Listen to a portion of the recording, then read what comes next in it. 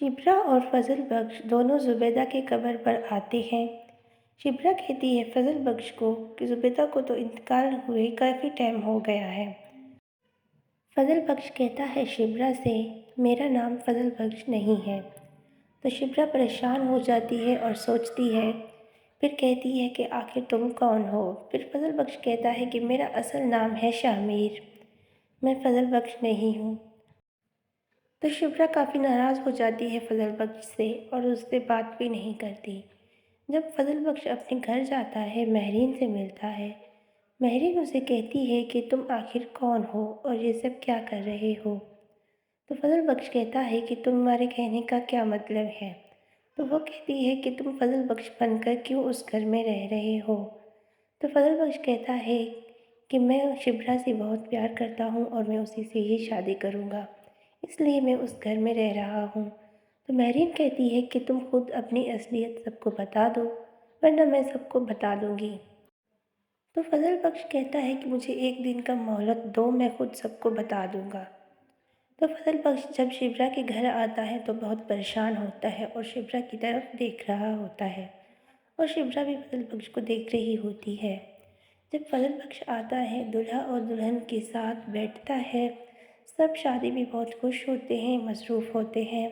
जब फजल बख्श भी आता है, सबके साथ बैठता है। तो शिप्रा के वालिद फजल बख्श को किसी बहाने से कहता है कि तुम जाओ, जाके मेहमानों को देखो, क्योंकि शिप्रा के वालिद को ये पसंद नहीं है कि फजल बख्श आए और सबके साथ में बैठे, क्योंकि शिप्रा के वालिद को पता चल गया था कि शिप्रा और फजल बख्श दोनों एक दूसरे को पसंद करते हैं। तो ये बात शिप्रा के वालिद को बिल्कुल भी पसंद नहीं थी। तो फजल बख्श घर के अंदर जाता है और वहाँ बहुत उदास और परेशान बैठा हुआ होता है। तो शिप्रा भी आती है, उसके साथ बैठ जाती है और शिप्रा पूछती है कि तुम क्यों ऐसे अकेले यहाँ आके बैठ गए।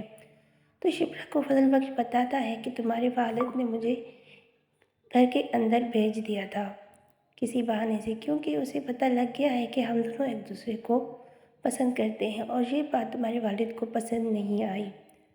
तो शिप्रा जब जाती है बाहर मेहमानों के साथ बैठती है, तो शिप्रा के वालिद फिर से आ जाते हैं और दोनों को एक साथ देख लेते हैं।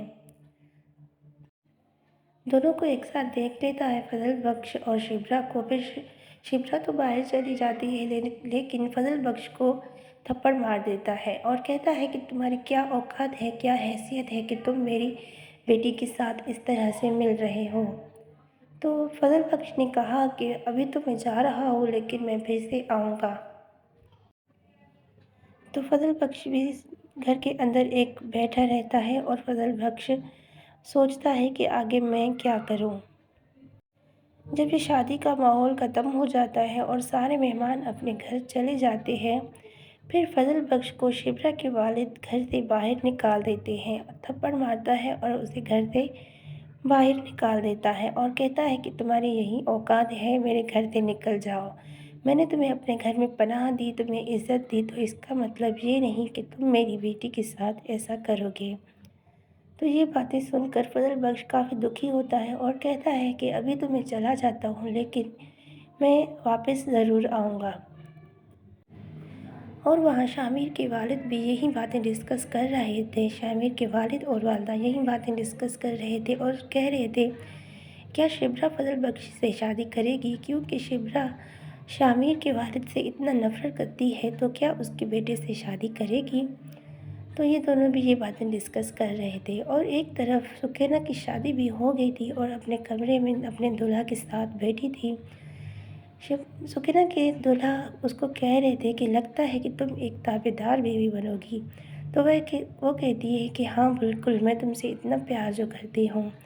और उसको तोहफे में एक सोने की अंगूठी भी देता है और कहता है कि तुम्हें पता है ये सब मेरे पैसों का नहीं है। तो सुकैना कहती है कि छोड़ो इस बातों को, मुझे सब कुछ पता है।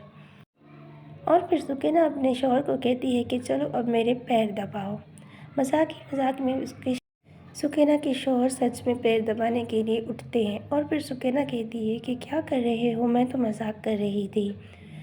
तो एक तरफ शिप्रा की वालदा भी बहुत परेशान होती है और उदास बैठी हुई होती है। उनकी बेटी की भी शादी हो गई और फजल बख्श को भी घर से निकाला गया। तो इस बात की वजह से सारे घर वाले काफ़ी परेशान हो जाते हैं। शिप्रा को भी पता लग गया है कि फजल बख्श नहीं बल्कि शामिर है। तो आगे क्या होता है इस ड्रामे में, तो मुकम्मल वीडियो देखने के लिए मेरे चैनल को सब्सक्राइब लाजमी से कर दें और साथ में दिए गए बेल आइकन को भी ज़रूर प्रेस कर दें ताकि मेरी आने वाली हर नई वीडियो आप तक बआसानी पहुंच सके। तो मिलते हैं नेक्स्ट वीडियो में। अल्लाह हाफिज़।